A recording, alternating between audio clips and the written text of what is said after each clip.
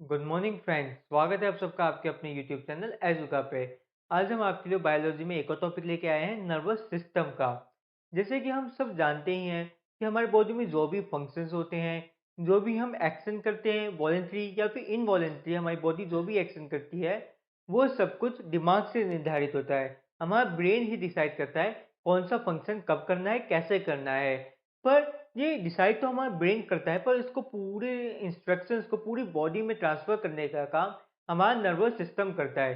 जैसे कि ब्रेन भी हमारे नर्वस सिस्टम का ही एक पार्ट है। अर्थात हम कह सकते हैं कि नर्वस सिस्टम वो सिस्टम होता है जो कि डिसाइड करे क्या करना है और बाकी सब पूरी बॉडी को निर्देश दिए जाए, हर एक एक एक ऑर्गन्स को निर्देश दिए जाए, ऑर्डर दिए जाए कि कौन सा किसको काम करना है। तो इस वीडियो में हम बड़े ही ध्यान से समझेंगे नर्वस सिस्टम के कौन से पार्ट्स होते हैं और कौन से टाइप्स के नर्वस सिस्टम होते हैं, उनमें कौन से ऑर्गन्स होते हैं, जिसमें हम ब्रेन के बारे में भी समझेंगे। ब्रेन के कौन से पार्ट्स होते हैं, कौन सा पार्ट क्या फंक्शन करता है, मतलब सब कुछ बहुत ही डिटेल में समझने वाले हैं। इसलिए इस वीडियो को ध्यान से देखें।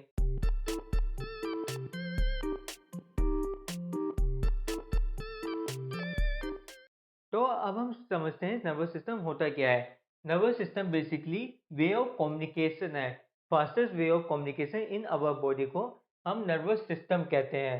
अर्थात ये जो हमारा दिमाग, हम जैसे कि हम जानते हैं कि दिमाग डिसाइड करता है कि क्या करना है, फिर जल्दी से पूरी इंफॉर्मेशन को आगे पहुंचाना, इंस्ट्रक्शंस को, या फिर जो हमारी एक्सटर्नल स्टिमुली है, यानी कि बाहर इन्वायरमेंट में क्या हो रहा है, क्या हम देख रहे हैं, क्या हम सुन रहे हैं, क्या हम टेस्ट कर रहे हैं, क्या हम फ़ील कर रहे हैं, टच हमारा क्या फ़ील किया है हमने। ये सारी इन्फॉर्मेशन को पूरी बॉडी से हमारे जो है दिमाग तक ले जाने का काम नर्वस सिस्टम करता है और इनके बेस पे फिर दिमाग जो है प्रोसेस करता है और आगे पूरी बॉडी में इंस्ट्रक्शंस प्रोवाइड करता है कि अब कैसे रिएक्ट करना है। ये सारा काम करता है हमारा नर्वस सिस्टम। जो ये नर्वस सिस्टम है, इसको हम फर्दर 2 कैटेगरीज़ में डिवाइड कर सकते हैं। ठीक है ना? सबसे पहला तो हमारा सेंट्रल नर्वस सिस्टम और पेरिफेरल नर्वस सिस्टम।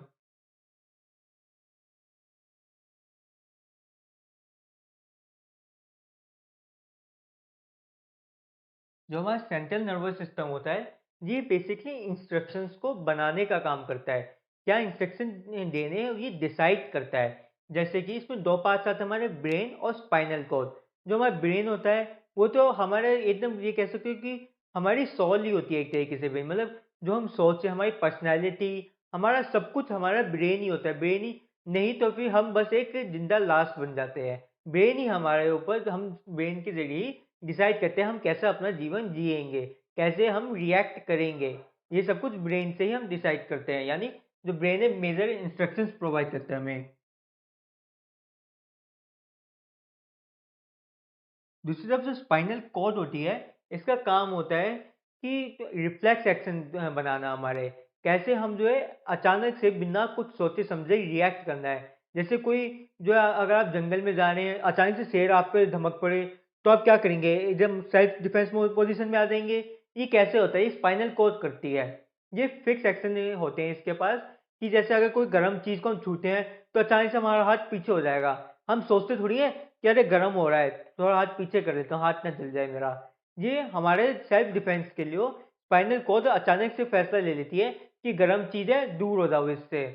या फिर कुछ खतरा आ गया है, कुछ डरावना आ गया है, उससे अपना सेल्फ डिफेंस कर लो, चौकन्ने हो जाओ अचानक से। ये सारा डिसीजन लेती है हमारी स्पाइनल कॉर्ड। ठीक है? फिर हमारे जो पेरिफेरल सिस्टम होता है, इसमें भी फर्दर 2 पार्ट्स में हम इसको डिवाइड कर सकते हैं। Somatic, autonomic.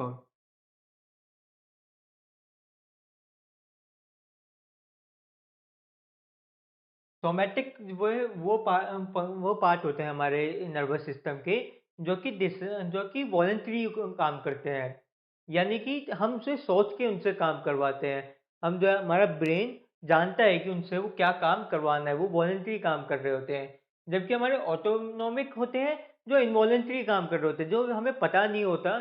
हमारे वो जो ब्रेन है इनवॉलंटरी जो है इंफॉर्मेशन प्रोवाइड करता है, जैसे कि हमारी ब्रीथिंग, हम सांस लेते हैं, हमारा डाइजेशन, या फिर जो भी हमारी जो हम सोते समय भी जो एक्टिविटीज़ चलती होती है हमारी बॉडी में, ये सब कुछ जो है हमारे ऑटोनॉमिक नर्वस सिस्टम के द्वारा इंफॉर्मेशन प्रोवाइड करी जाती है।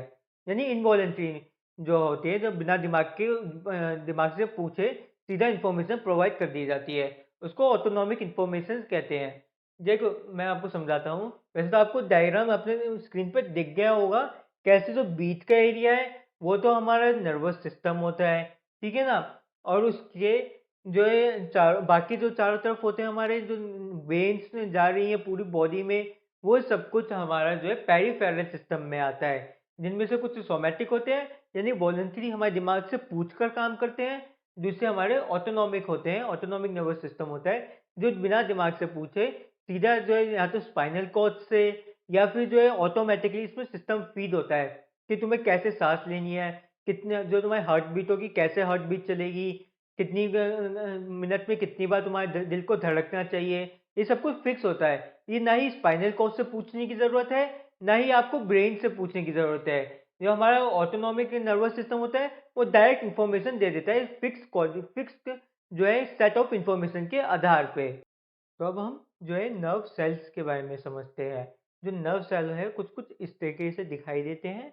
ये हमारी पूरी बॉडी में पाए जाते हैं। इनका काम, जो हमारा पूरा नर्वस सिस्टम होता है, वो इन्हीं नर्व सेल से बना होता है। ठीक है ना? हम यहाँ तक कि हमारा ब्रेन, स्पाइनल कॉर्ड, ये सब के सब इसी नर्व सेल्स के बने होते हैं। और इनकी क्या खासियत होती है इन नर्व सेल्स की, कि ये सबसे लॉन्गेस्ट सेल्स होते हैं हमारी बॉडी के। जैसे कि आपने सुना ही होगा कि नर्व सेल जो है सबसे लॉन्गेस्ट सेल होते हैं। सबसे लॉन्गेस्ट, सबसे बड़े सेल नहीं, सबसे लार्जेस्ट नहीं, लार्जेस्ट तो हमारा ओवियम होता है, ये लॉन्गेस्ट होता है क्योंकि ये एक तरीके से लंबे धागे की तरह होता है। आप जैसे कि देख ही सकते हैं, ये लंबा खिंचा हुआ होता है, जबकि हमारा ओवियम वो बहुत ही बल्की होता है, जो हमारी जिसको एग सेल भी कहते हैं, फीमेल्स में पाया जाता है, बल्की होता है, गोल होता है, जबकि ये खिंचा हुआ होता है लंबाई में, ये ज़्यादा जगह घेरता है, जब पर वो जो है मास उसका ज़्यादा होता है हमारे ओवियम का। अच्छा, और इसमें क्या अलग होता है ये सेल ना बाकी सभी सेलों से, हमारी बॉडी में मौजूद सभी सेल से अलग होता है। क्यों अलग होता है? क्योंकि इसके अंदर जो है न्यूक्लियोइड तो होता ही है हमारा, हमारा न्यूक्लियस तो होते ही है इसके अंदर, न्यूक्लियस के अंदर क्रोमोसोम्स भी होते हैं, पर इसमें सेंट्रोइड नहीं होता, सेंट्रोसोम्स नहीं होते इसमें। सेंट्रोसोम्स क्या होते हैं? हमने आपको सेल डिवीजन में भी बताया था सेंट्रोसोम्स के बारे में, कि अगर ये हमारा न्यूक्लियस है और इसमें बीच में हमारे जो है क्रोमोसोम्स आ रहे हैं, मतलब ठीक है ना? जो हमारा अगर जो है सेल होता है, सेल के बीच में पहले न्यूक्लियस होता है, जिसके अंदर क्रोमोसोम्स होते हैं, और साथ में 1-2 हमारे 2 आइडेंटिकल पेयर ऑफ हमारे सेंट्रोसोम्स होते हैं। इन सेंट्रोसोम्स का क्या काम होता है? वैसे तो पूरी सेल की लाइफ में ये सेंट्रोसोम एक ही जगह चुपचाप कोने में पड़े रहते हैं, पर सेल डिवीजन के दौरान ये दोनों अलग-अलग कोने पर चले जाते हैं और क्रोमोसोम्स को बाँट देते हैं। जब सेल डिवाइड हो रहा होता है, तो ये क्रोमोसोम्स को 2 हिस्सों में बाँट देते हैं। एक जो है एक सेल में चले जाते हैं, एक डॉटर सेल में, दूसरा दूसरे डॉटर सेल में चले जाता है। ये काम होता है सेंट्रोसोम्स का। पर इनसे की जो बॉडी होती है हमारे नर्व सेल की, इसमें सेंट्रोसोम्स होते ही नहीं है। जैसे कि इसको एरिया को हम बोलते हैं बॉडी ऑफ नर्व सेल, इस वाले एरिया को सिर्फ, ठीक है? इसको तो ये तो अलग से एक पूंछ निकली हुई है, उससे कोई मतलब नहीं। जो बॉडी ऑफ सेल बोला जाता है, बॉडी ऑफ नर्व सेल, वो इस एरिया को कहते हैं। इसके बीच में न्यूक्लियस होता है और यहाँ पे कहीं पर भी हमारे सेंट्रोसोम्स मौजूद नहीं होते हैं। इसलिए जो हमारे नर्व सेल होते हैं, ये ना सेल डिवीजन नहीं कर पाता है। इसलिए कहते हैं कि अगर तुम्हारे ब्रेन में चोट पड़ गई, ब्रेन का कोई सेल डैमेज हो गया, तो वो अपने आप को रिपेयर नहीं कर पाएगा। जबकि अगर आपका कैसी आपकी स्किन छिल गई, या फिर आपका जो लिवर में कुछ जो कट पड़ गया, इंटरनल ब्लीडिंग हो गई, ऐसा कुछ प्रॉब्लम आ गई, तो वो अपने आप को रिपेयर कर पाता है। जैसे कि हम जानते हैं जो फास्टेस्ट रिप्रोडक्शन होती है जिस सेल में, जिस ऑर्गन में हमारे बॉडी के, वो हमारे लिवर सेल्स में होती है। जो हमारे लिवर सेल्स होते हैं, लिवर का ऑर्गन होता है, उसके जो सेल्स होते हैं, उनमें सबसे ज़्यादा सेल डिवीजन होते हैं और जल्दी से अपना रिकवरी कर लेता है। जो भी चोट लगती है, जो भी जो है कमी होती है, अपने आप को जल्दी से रिपेयर कर लेता है। इसलिए आपने सुना होगा कि जब भी किसी को लिवर डोनेट करते हैं हम, किसी को भी हॉस्पिटल में कोई अपने रिश्तेदार को लिवर डोनेट करता है, तो वो अपने लिवर का एक छोटा सा पार्ट काट के दे देता है, और वो छोटा सा पार्ट उसके जगह पेट में लगा दिया जाता है। मतलब जहाँ पर भी लिवर की जगह होती है, वहाँ पे उस लिवर को लगा दिया जाता है। फिर वो जो अपने आप ही रीग्रो कर लेता है, वहाँ पे एक लिवर वहाँ पे ग्रो कर लेता है, एक अपना भी लिवर वापस रिपेयर हो जाता है, दोनों के लिवर पूरे-पूरे बन जाते हैं। पर दिमाग के साथ तो ऐसा नहीं होता। ऐसा तो नहीं किसी का दिमाग डैमेज हो गया, ब्रेन डैमेज हो गया, तो अपने रिश्तेदार से वो थोड़ा काट के माँग लेगा कि तुम भई अपना थोड़ा दिमाग काट के मुझे दे दो, मैं लगाऊँगा, मेरा भी पूरा दिमाग बन जाएगा, तुम्हारा भी पूरा ब्रेन बन जाएगा, दोनों के पास पूरे-पूरे सेम-सेम ब्रेन हो जाएँगे। ऐसा नहीं होता है, क्यों नहीं होता है? क्योंकि ये जो हमारा नर्व सेल है, ये जो रिप्रोडक्शन नहीं करता है, ये अपने टोटल सेल्स में रेप्लिकेट नहीं करता है। इसका ये मतलब नहीं है कि जो हमारे ब्रेन में कोई भी कैंसर नहीं हो सकता। जैसे कि आप जानते ही हैं कि जो ब्रेन में कैंसर होता है, वो जो है फास्टर रिप्रोडक्शन के कारण होता है। फास्टर जो हमारे सेल डिवीज़न के कारण जल्दी-जल्दी से काफ़ी सारे सेल डिवीज़न होने लग जाते हैं। और जो है सेल की लाइफ भी लंबी हो जाती है, जिसके कारण एक ट्यूमर सा बन जाता है। वो जो है ब्रेन में भी होता है। भले ही ये सेल डिवीज़न नहीं करता, फिर भी हमारे ब्रेन में ब्रेन ट्यूमर हो सकता है। कैसे होता है ब्रेन ट्यूमर? क्योंकि हमारा ब्रेन जो है ना पूरी 100% जो है नर्व सेल का नहीं बना होता। सिर्फ 90% हमारा ब्रेन नर्व सेल का बना होता है, 10% बाकी अलग-अलग तरीके की सेल्स से भी बना होता है। ठीक है? और नर्व सेल की अगर हम बात करें और उसके जो पार्ट्स की, तो ये जो थ्रेड जा रहा है पूरी बॉडी में नर्व सेल की, इसको एक्सॉन कहते हैं और इसके जो एंड होते हैं, उसको कहते हैं एक्सॉन टर्मिनल। जैसे कि आप जानते हो जो भी चीज़ खत्म होती है जहाँ पे उसको टर्मिनल कहते हैं। जैसे वो मूवी भी है टर्मिनेटर, कि वो उसका काम उस रोबोट का काम पूरी दुनिया को खत्म करना होता है, टर्मिनेट करना होता है। तो टर्मिनल मतलब एंडिंग, जहाँ पे किसी लॉन्ग चैनल की एंडिंग हो जाए, उस एरिया को टर्मिनल कहते हैं। क्योंकि ये ऑक्सीजन हमारे एक्सॉन जो है एक लॉन्ग चैनल सी है और ये आखिर में जाके टर्मिनेट हो जाता है, इसलिए एक्सॉन टर्मिनल्स कहते हैं इन पॉइंट्स को। जबकि जहाँ से हमारे जो है नर्व सेल सिग्नल को लेता है, जहाँ से जो इलेक्ट्रिक करंट्स के ज़रिए उसको सिग्नल मिलता है, उसको डेंड्राइट्स कहते हैं। ये जो हेयर लाइक स्ट्रक्चर होते हैं हमारे नर्व सेल की बॉडी पे, उसको डेंड्राइट्स कहते हैं। यहाँ से जितनी भी इंफॉर्मेशन होती है, जितनी भी इंस्ट्रक्शंस होती हैं, जितने भी केमिकल्स होते हैं, वो सब कुछ लेता है अपने पास। करंट की फॉर्म में जो भी हमारे केमिकल्स आते हैं, वो सब कुछ लेता है, आगे फिर ये ट्रांसमिट करता है। बेसिकली अगर हम बात करें तो हमारे डेंड्राइट का काम होता है सिग्नल्स को रिसीव करना, हमारे एक्सॉन का काम होता है ट्रांसमिट करना, उसको पीछे भेजना, और हमारे एक्सॉन टर्मिनल्स का काम होता है उसे दूसरे सेल के डेंड्राइट को भेज देना। समझ रहे हो ना? ये एक लॉन्ग चेन होती है इन सेल्स की, नर्व सेल की एक लॉन्ग चेन के जरिए तो हमारा कम्युनिकेशन हो पाएगा। इससे पहले जो है हमारे दूसरा नर्व सेल होगा, उसके जो एक्सॉन टर्मिनल होगा वो सिग्नल भेजेगा, ये डेंड्राइट्स रिसीव करेंगे, आगे ट्रांसफर करेंगे, एक्सन टर्मिनल से भेज देंगे, फिर दूसरे नर्व सेल का डेंड्राइट्स रिसीव करेंगे उस सिग्नल को, और आगे ऐसे प्रोसेस चलता रहेगा जब तक हमें ब्रेन तक नहीं पहुंच जाता, और ब्रेन से फिर वापस जिस ऑर्गन में काम रिएक्ट करवाना है वहां तक नहीं पहुंच जाता।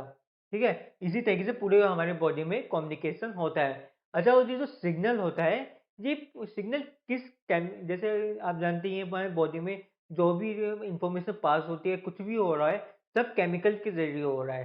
तो ये इंफॉर्मेशन भी एक केमिकल के ज़रिए पास होती है, जो कि कैरी करते हैं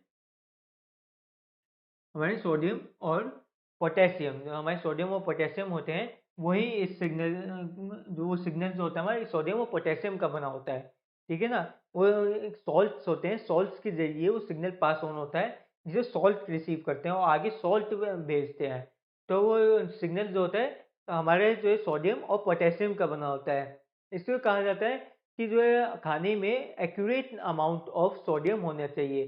खाने में जो है अच्छी मात्रा में सोडियम तुम्हें लेना ज़रूरी होता है ह्यूमन बॉडी के। वैसे तो नमक में हमें इतना सोडियम मिल जाता है जितना चाहिए होता है। अगर ना मिले तो हमारी जो प्रॉब्लम हो जाती है, हमारे जो ये इन्फॉर्मेशन आगे ट्रांसफ़र जो है हमारा नर्व सिस्टम इतना अच्छे से काम नहीं कर पाते हैं। थोड़ा हम जो है हमें अच्छे से दिखाई नहीं देता। हम अच्छे से बॉडी काम नहीं कर पाती, सोचने समझने की हमारी क्षमता कम हो जाती है। सब कुछ बॉडी जो है सुस्त पड़ जाती है अगर सोडियम या फिर हमारे पोटेशियम की कमी हो जाए बॉडी के अंदर। अब हम पार्ट्स ऑफ ब्रेन की बात करेंगे। जो ब्रेन होता है हमारा, जो कि मेजर रोल प्ले करता है हमारे सेंट्रल नर्वस सिस्टम में। जैसे हमने बात की थी सेंट्रल नर्वस सिस्टम का काम होता है इंस्ट्रक्शंस को बनाना, क्या इंस्ट्रक्शंस देने हैं ये डिसाइड करना, उसमें भी हमारा मेजर पार्ट प्ले करता है ब्रेन। ठीक है ना? तो इसको भी फर्दर 3 पार्ट्स में डिवाइड किया जा सकता है इसके फंक्शनिंग के आधार पे। जैसे हमारी बॉडी को ऑर्गन्स में डिवाइड किया गया है, ऐसे ब्रेन को भी डिफरेंट पार्ट्स में डिवाइड किया गया है। तो सबसे पहले तो हमारा फोर ब्रेन आता है, फिर हमारा मिड ब्रेन और हिंड ब्रेन। तो ये जैसे कि नाम से पता चल रहा है, इनकी लोकेशन भी वही होती है। हमारा जो फ्रंट का ब्रेन होता है उसको फोर ब्रेन कहते हैं, मिड वाले को मिड ब्रेन, और पीछे जो हम जिसको हिंदी में गुड्डी भी बोलते हैं, ये भी इसको कहते हैं हिंड ब्रेन। ठीक है ना। ये अब इसकी ना सबसे कमजोर प्रोटेक्शन होती है। यहाँ पे हमारी जो हड्डी ना इतनी ज्यादा जो है हार्ड नहीं होती है, बल्कि कुछ जगहों पे एक छेद भी होता है, एब्सेंट भी होती है। इसी के कारण जो है ना हिंड ब्रेन को बोला जाता है कि कभी भी किसी को पीछे से मत मारो, कभी भी किसी के सिर के पीछे मत मारो, क्योंकि अगर जो तुमने ज्यादा तेज मार दिया तो बंदा जो कोमा में पहुंच सकता है, या फिर उसका जो ब्रेन डैमेज हो सकता है, क्योंकि यहाँ पे इतनी ज्यादा पीछे प्रोटेक्शन नहीं होती हमारे ब्रेन को। जो हमारा स्कल होता है प्रोटेक्शन प्रोवाइड करता है ना, वो पीछे की तरफ हल्का होता है। ठीक है। तो ये होता है हमारा हिंड ब्रेन। अब इसको ना इन तीनों को भी फर्दर और कैटेगरी में डिवाइड किया गया है। जो ब्रेन का आपका टॉपिक है, ये बहुत ही डिटेल में एग्जाम में पूछा जाता है, इसमें हम इसको थोड़ी डिटेल में समझेंगे। जो फोर ब्रेन होता है, इसको थ्री पार्ट्स में और तोड़ा गया है और इनके फंक्शनिंग के आधार पर डिवाइड किया गया है। और जो मिड ब्रेन है, इसको टू पार्ट्स में डिवाइड किया गया है। और जो हमारा हिंड ब्रेन है, यानी पीछे का ब्रेन, इसको भी थ्री पार्ट्स में डिवाइड करा गया है। अगर हम फोर ब्रेन की बात करें तो इसका सबसे पहला पार्ट आता है सेरिब्रम, फिर थैलेमस आता है, फिर हाइपोथैलेमस।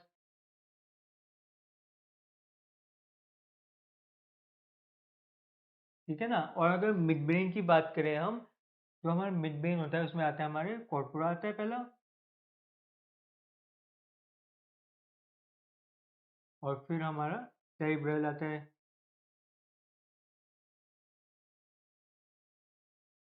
मैं फोर ब्रेन में तो सेरिब्रम आ रहा था, और इसमें सेरिब्रल आ रहा है। ब्रम और ब्रल इसमें ही बहुत ज्यादा अंतर हो जाता है हमारा।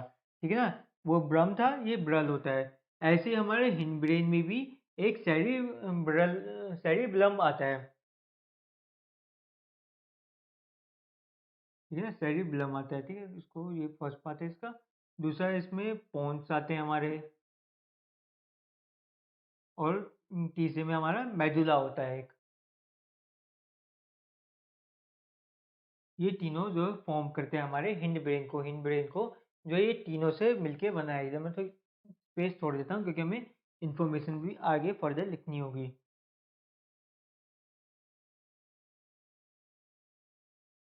अब अगर हम इनके फंक्शनिंग की बात करें कि कौन सा पार्ट क्या फंक्शन करता है, तो हमारा जो सेरिब्रम होता है, ये मेजर पार्ट फॉर्म करता है हमारे ब्रेन का।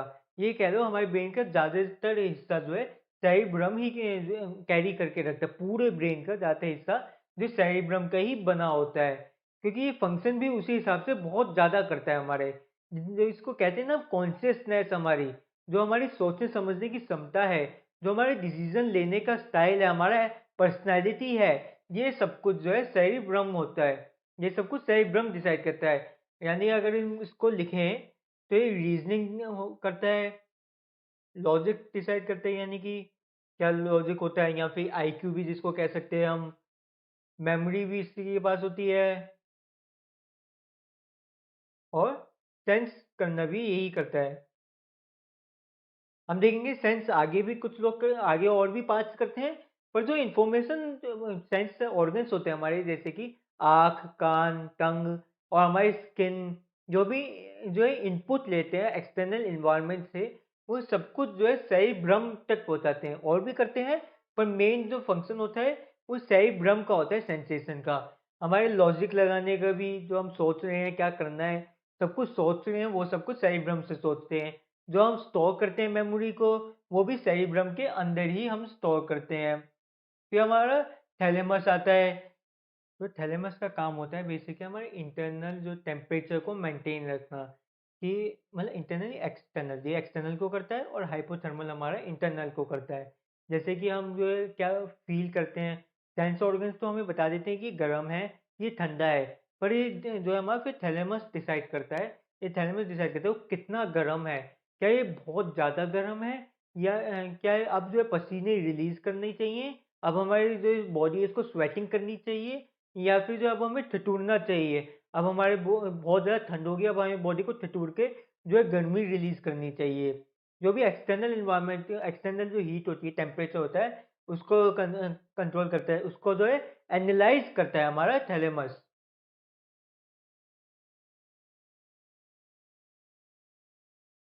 एक्सटर्नल टेम्परेचर और पेन भी, जितना भी कि पेन और प्लेज़र भी, कि अगर कोई चोट लगी है तो कितनी गहरी चोट है वो, कितनी ज़्यादा भयानक हमें दर्द होना चाहिए, वो जो है थैलेमस डिसाइड करता है कि वो इतनी ज़्यादा भयानक चोट लग गई है हमें, या फिर जो है हमें बहुत ज़्यादा पेन हो रहा है। जो भी एक्सटर्नल से स्टिमुलस मिले हमें, उसको एनालाइज़ करने का काम थैलेमस करता है।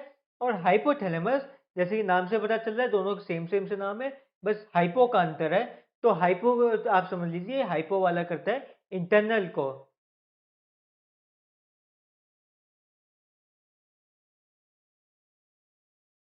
इंटरनल टेम्परेचर, प्लेजर, पेन, आपके जितने भी प्लेजर होता है, पेन होता है। जैसे कि आपने कई बार देखा होगा, कुछ लोग जो होते हैं ना बहुत ही ज़्यादा सेल्फिश होते हैं, या फिर कुछ ना बहुत ही इनसैटिएबल लोग होते हैं, जिनको किसी भी चीज़ से सेटिस्फैक्शन मिलती ही नहीं है। कुछ भी हो जाए, उन्हें जीवन में कभी खुशी मिलती ही नहीं है। वो एक के बाद दूसरी चीज़ पे भागेंगे, कुछ मिल जाए तो उसकी कीमत नहीं करते हैं। ये सब कुछ ना हाइपोथैलेमस के कारण होता है। उनको ना प्लेज़र नहीं होता जीवन में उन्हें, या हाइपोथैलेमस जो है प्लेज़र कम देता है, हर चीज़ से उन्हें कम मज़ा आता है, हर चीज़ में कम खुशी मिलती है। तो ये सब जो पेन, प्लेज़र, टेम्परेचर और वाटर लेवल, या फिर जो हमारी फाइट और फ्लाइट होता है ना, जिसको फाइट और फ्लाइट एक मुहावरा होता है कि मतलब कोई भी जो है ऐसी सिचुएशन आ जाए जिसमें जान बचा के भागना है, तो पूरी जान लगा के भागना, ये सब कुछ ना ये हमारा हाइपोथैलेमस कंट्रोल करता है ये सबको। इंटरनल जो भी हमारी फीलिंग्स और हमारी जो टेम्परेचर, वाटर लेवल होता है, ये सब कुछ हाइपोथैलेमस कंट्रोल करता है। अब अगर हम मिड ब्रेन की बात करें,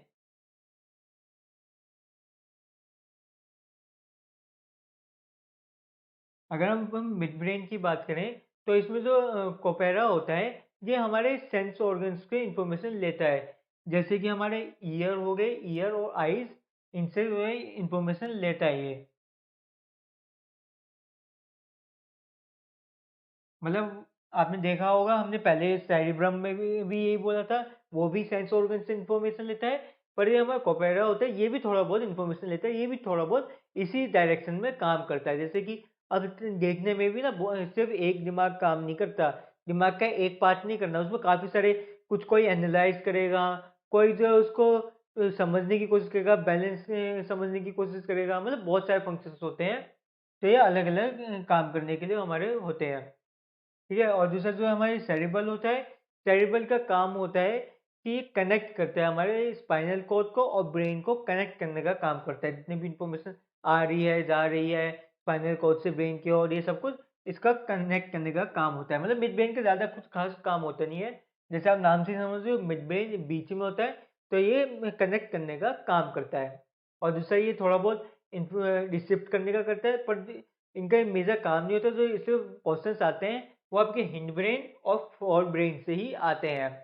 अब हिंड ब्रेन, जिसको जो है अनकॉन्शियस काम करने के लिए ज़्यादा जाना जाता है, जितने भी हमारे इनवॉलेंट्री काम होते हैं, वो सब कुछ मेडुला करता है। मेडुला ही कंट्रोल करता है कि जैसे कि आप स्नीज करते हो, या फिर वॉमिट करते हो, रेस्पायर करते हो, आपकी दिल जो धड़कन होती है, हार्ट बीट होती है, ब्लड प्रेशर होता है, ये सब कुछ मेडुला का काम होता है। इनवॉलेंटरी एक्टिविटी, या फिर इसको हम ऑटोनॉमस एक्टिविटीज भी जो कहते हैं, वो सब कुछ मेडुला कंट्रोल करता है।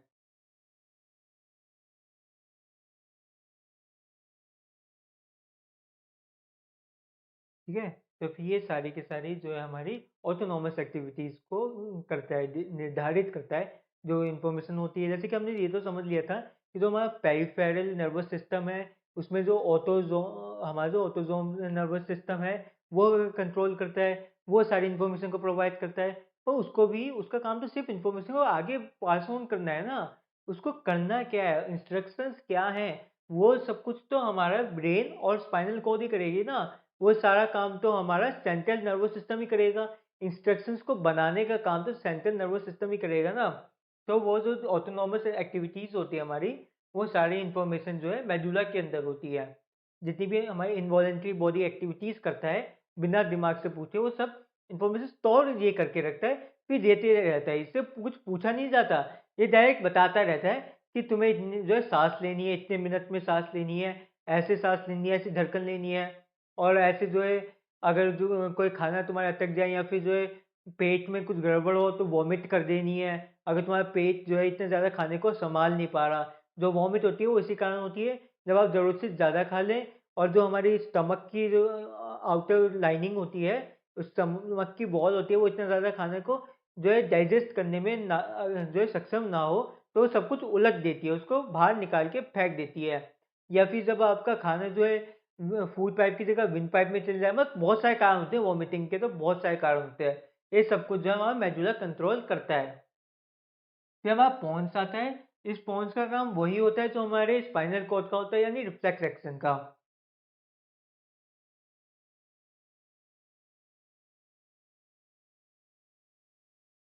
ठीक है ना?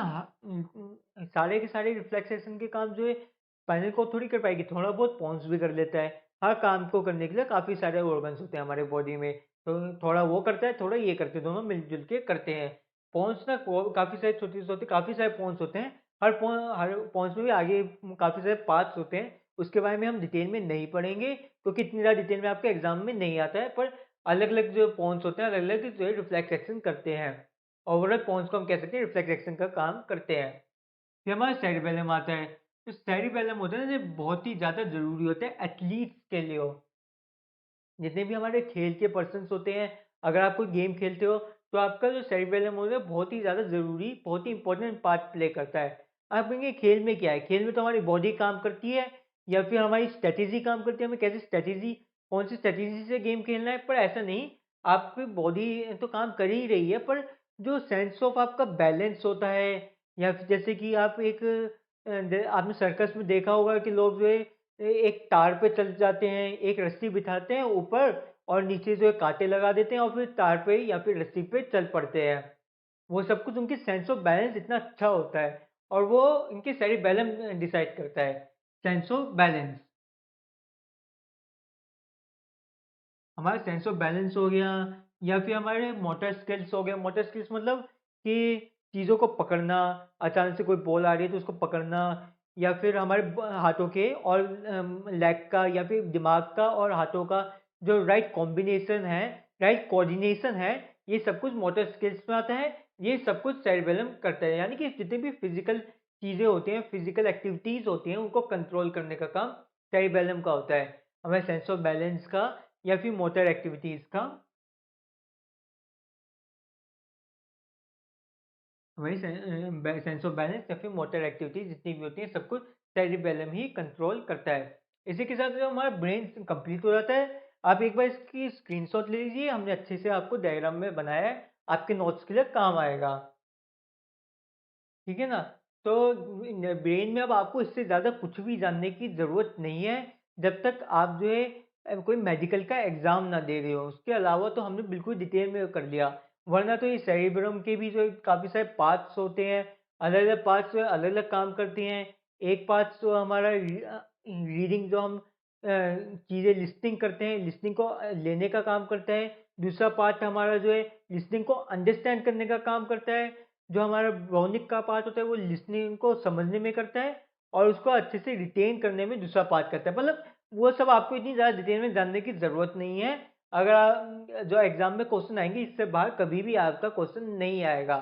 एक और फन फैक्ट आपका आ जाता है कि ब्रेन का वज़न पूछ लेते हैं। तो जो ब्रेन का वज़न होता है वो 1.5 किलो से थोड़ा कम होता है। ठीक है ना? 1.4 या 1.36 इसके आसपास आपके डिफर वेरी करता है, अलग ह्यूमन टू ह्यूमन आपका वेरी करता है 1.3 से 1.4 के बीच में। अगर आपका एग्जाम में 1.5 किलो भी लिखा आ रहा है तो 1.5 किलो भी सही है, इतने ज़्यादा आपको एक्यूरेसी पे नहीं जाना है। वैसे इसका एग्जैक्ट 1.3 से 1.4 के बीच में कुछ होता है, वेरी पर्सन टू पर्सन। और जो हमारा ब्रेन होता है, वो जितने भी हमारे वर्टिब्रेट्स होते हैं उन सब में सबसे बड़ा ब्रेन होता है हमारे पास। जो ह्यूमंस का ब्रेन होता है प्रोपोर्शन टू इसकी बॉडी भी, और वैसे भी इसका ब्रेन हमारे ह्यूमंस का सबसे ज़्यादा होता है। प्रोपोर्शन टू बॉडी तो सबसे इतना तो किसी का ब्रेन होता ही नहीं है, ठीक है ना? कि जो ये 1.5 किलो का वज़न का ब्रेन, इतना बड़ा ब्रेन, यानी कि ये आप ये समझिए हाथी से भी बड़ा होता है हमारा ब्रेन। जितना हाथी का ब्रेन होता है उससे भी बड़ा ह्यूमन्स का ब्रेन होता है। अब आपसे कोई भी नर्वस सिस्टम में कोई भी क्वेश्चन पूछ ले, आप बड़ी आराम से उसका आंसर दे पाएँगे। आप नर्वस सिस्टम में तो समझ लीजिए आपके फुल मार्क्स आने ही है, कोई भी क्वेश्चन आया आपका गलत होना ही नहीं है, अगर आपने इस वीडियो को समझा और इसके थोड़े 1-2 बार रिवीजन कर ली तो। अगर आपको फिर भी कोई डाउट रह गया तो हमें कमेंट सेक्शन में ज़रूर बताएँ। अगर आपको ये वीडियो पसंद आई हो तो लाइक शेयर कमेंट करना ना भूलें, और अगर आपने अब तक हमारे चैनल को सब्सक्राइब नहीं किया तो नीचे दिए गए सब्सक्राइब बटन को क्लिक करें और उसके साथ में दिए गए बेल आइकन को क्लिक करें, ताकि हमारी लेटेस्ट नोटिफिकेशन आपको मिलती रहे और आपकी प्रिपरेशन अच्छे से हो पाए।